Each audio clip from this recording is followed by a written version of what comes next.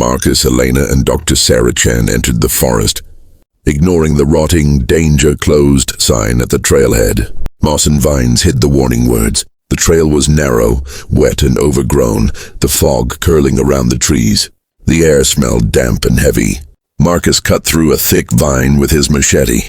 "I don't know why we're doing this," he muttered. "We should have turned back." Sarah checked the GPS. The screen flickered, then flashed red letters. "Turn back, turn back, turn back." Marcus laughed nervously. "A warning system? That's all." Sarah shook her head. "I didn't program this. There's no signal. Something isn't right." Elena stopped. "Do you hear that?" The forest was unnaturally silent. No birds, no insects, no wind. Only their breathing and the snap of branches. Then Elena whispered, "Someone's standing over there." Through the mist, 50 yards away, a figure in a ranger uniform stood perfectly still. Marcus called, "We're lost. Can you help us?" No movement. A branch snapped behind them. Another figure appeared, identical and motionless. A third joined them. Marcus's heart raced. "We need to leave now." The figures didn't move, but seemed larger, taller, distorted. The mist thickened, curling around their ankles like icy fingers. Every small noise sounded amplified. Twigs snapped. Shadows shifted in impossible ways. Marcus risked a glance back. The figures glided silently, feet never touching the ground. 5, 7, 10. Sarah's GPS beeped again. Too late. Elena gasped. "They're close. I can feel it." Marcus whispered, "Don't stop. Keep moving." Through the fog, the research station appeared. Its concrete walls were dark and wet, the door hanging open. Relief surged, but unease followed. They ran, branches tearing at their clothes. Marcus slammed the door shut, throwing the rusted bolt. The forest fell silent, but the whispers lingered. Dust covered broken chairs and old equipment. Walls were scratched, deep gouges etched as if by fingernails. Marcus shivered. "We're not alone here." Elena nodded. "I feel it too." Sarah's flashlight trembled in her hand. "Stay together. Don't look away from each other." Inside the station, the air was thick with dust and damp. Shadows flickered in every corner. Every sound, the drip of water, the creak of old wood, felt amplified, echoing through the empty room. Marcus whispered, "I feel them. They're inside." Elena pressed against the wall. "I can feel it too. Watching us, breathing with us." Sarah adjusted her flashlight.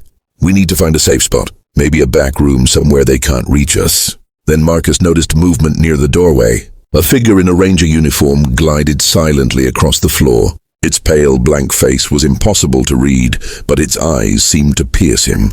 Elena gasped, That looks like you, Marcus." Marcus turned. Another figure emerged, identical to Sarah. They were everywhere, pale faces staring, unblinking eyes reflecting in mirrors and broken glass. The whispers started soft at first. Marcus, Elena, Sarah. Then louder, mocking, echoing from every corner. A scraping sound ran down the door, like fingernails dragging slowly, deliberately. The figures multiplied in the mist inside, gliding toward them, spreading into every corner. Marcus grabbed Elena's hand. "We need to keep moving. Don't look at them. Don't react."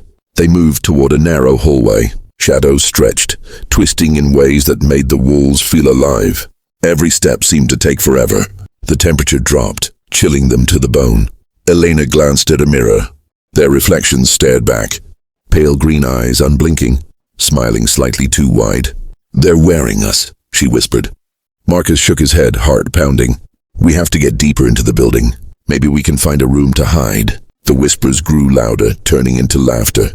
Static filled the air.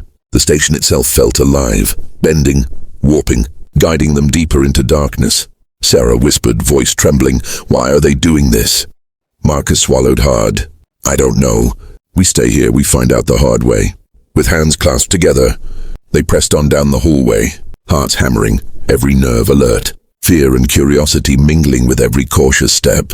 The hallway opened into a small laboratory. Rusted shelves leaned against the walls. Broken glass covered the floor. Strange yellowed papers were scattered, filled with diagrams of faces, eyes and strange symbols. Elena picked one up. These are like masks, maps or experiments." Marcus shone his flashlight across the room. The shadows moved independently of the figures. Whispers echoed. They wear our faces. They learn. They wait. Sarah's hands shook. Look, the walls. Written in dried blood. Repeated over and over. They wear our faces. They wear our faces. Marcus swallowed. It's not just the forest. It's this place too. A figure glided silently across the room. Stopping behind Elena, Marcus spun, but the light revealed nothing. Then he realized the figure's face was exactly Elena's. Pale green eyes. Frozen smile. Elena froze. They're copying us. Wearing us. The temperature dropped. Their breaths formed mist. Every corner held new shadows, figures waiting. Marcus felt his hands shake. He raised the flashlight. Sarah's face had started to change, pale green eyes reflecting the light.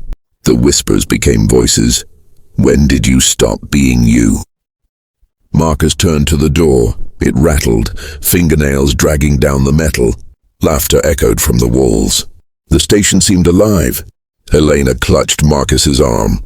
We need to run. Find another room. They moved through the laboratory, careful to avoid mirrors. Every step brought new figures. They glided silently, blocking exits, appearing where none could exist. The fear built.